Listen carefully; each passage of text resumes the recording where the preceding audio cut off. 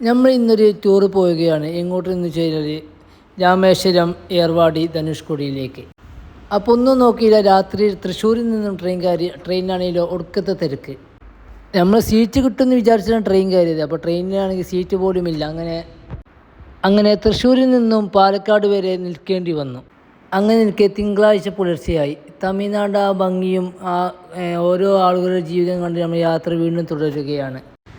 സത്യം പറയുകയാണ്, ഈ തമിഴ്നാട്ടിലെ കാഴ്ചകൾ കാണാൻ വേറെ രസമാണ്. ആ മനോഹരമായ പാടശേഖരങ്ങളും ഫാക്ടറികളും ഓരോ കൊച്ചു കൊച്ചു വീടുകളും അത് കണ്ടാൽ തന്നെ നമ്മുടെ മനസ്സിന് വല്ലാത്തൊരു കുളിർമയേകുന്നതാണ്. അങ്ങനെ ട്രെയിനൊന്ന് സ്പീഡ് കുറഞ്ഞു. കാരണം ഏതോ വലിയ സ്റ്റേഷൻ എത്താനായി എന്ന സൂചനയിലാണ് സ്പീഡ് കുറഞ്ഞത്.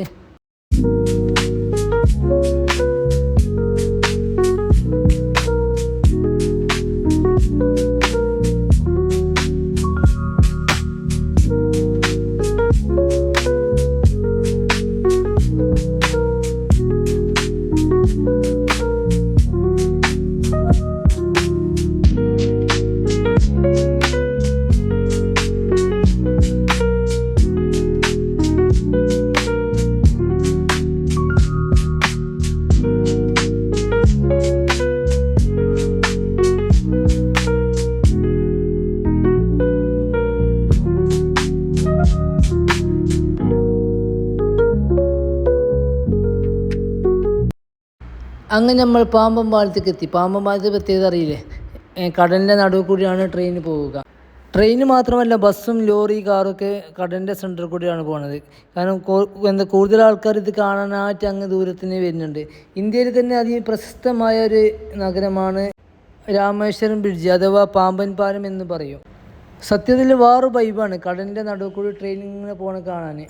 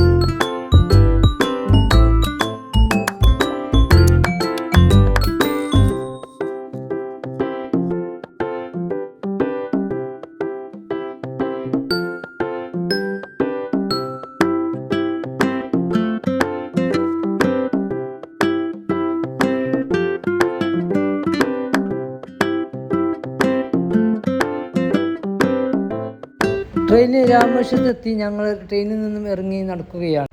അതാ മുന്നിൽ രണ്ടുപേരും സൊറിയും പറഞ്ഞങ്ങ് നടക്കുന്നുണ്ട്. ഒപ്പം ഞാനും നടന്നു. ചിരിക്കുന്നത് കണ്ടിട്ട് എല്ലാവരും എൻ്റെ മുഖത്തേക്ക് നോക്കുന്നുണ്ട്. എന്താ സംഭവം ആർക്കും മനസ്സിലായി. പിന്നെ നമ്മൾ ധനുഷ്കോടിയിലേക്ക് ബസ് കയറി പോവുകയാണ്. അതായത് ബസ് പോകുമ്പോൾ ഒരു ഭാഗത്ത് അറബിക്കടലും ഒരു ഭാഗത്ത് ഇന്ത്യൻ സമുദ്രവും കാണാം. അറബിക്കടലിൻ്റെയും ഇന്ത്യൻ മഹാസമുദ്രത്തിൻ്റെ ഭംഗി വേറെയാണ്. അത് ഇവിടെ വന്നാലും നിങ്ങൾക്ക് മനസ്സിലാവുകയുള്ളൂ. ഈയൊരു നാടിൻ്റെ പ്രത്യേകതയാണ് രണ്ട് കടലുകളും ഒരുമിച്ച് ചേരുന്നത്. കാരണം ഇതിനപ്പുറം ഇന്ത്യ അവസാനിച്ചു, മറ്റേത് ശ്രീലങ്ക എന്ന രാജ്യത്തേക്കാണ് പിന്നീട് നമ്മൾ എത്തുന്നത്. നമ്മൾ ധനുഷ്കോടിയിലേക്ക് എത്തിയപ്പോൾ ഒരുപാട് കച്ചവടക്കാരെ നമുക്ക് ഇവിടെ കാണാം. പലതരം ഫ്രൂട്ട്സുകളും അതേമാതിരി പലതരം മാലകൾ, കുട്ടികളുടെ കളിക്കോപ്പ് എന്നിവ വിൽക്കുന്ന ചെറുകിട കച്ചവടക്കാർ നമുക്കിവിടെ കാണാവുന്നതാണ്. ശേഷം നമ്മൾ പോയത് മധുരയിലെ അതിമനോഹരമായ ഒരു കൊട്ടാരത്തിലേക്കാണ്. നായ്ക്കർ പാലസ് എന്നറിയപ്പെടുന്ന അതിമനോഹരമായൊരു കൊട്ടാരം. പണ്ട് മധുരയിൽ അറിയപ്പെടുന്ന രാജാവായ നായ്ക്കർ രാജാവ്. അവരുടെ ഓർമ്മകൾക്ക് വേണ്ടി ഈ കൊട്ടാരം ഇപ്പോഴും നിലനിൽക്കുന്നുണ്ട്. പഴമയുടെ പുതുമയേറിയ കൊട്ടാരം എന്നും ഇതിനെ വിശേഷിപ്പിക്കുന്നുണ്ട്. കൊട്ടാരം കണ്ടപ്പോൾ എനിക്ക് വലിയൊരു ആഗ്രഹമായി ഒരു റീൽസ് എടുത്താലോ എന്ന്. അങ്ങനെ ഞാനൊരു റീൽസ് എടുത്തു.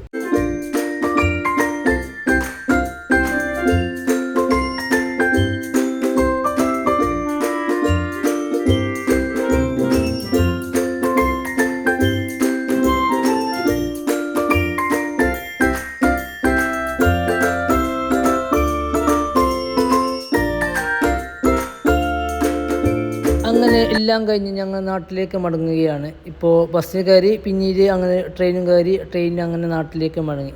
ഒട്ടും ബോറടിപ്പിക്കാത്ത നല്ലൊരു സ്ഥലങ്ങളാണ് ധനുഷ്കോടിയും പാമ്പൻ പാലവും രാമേശ്വരവും.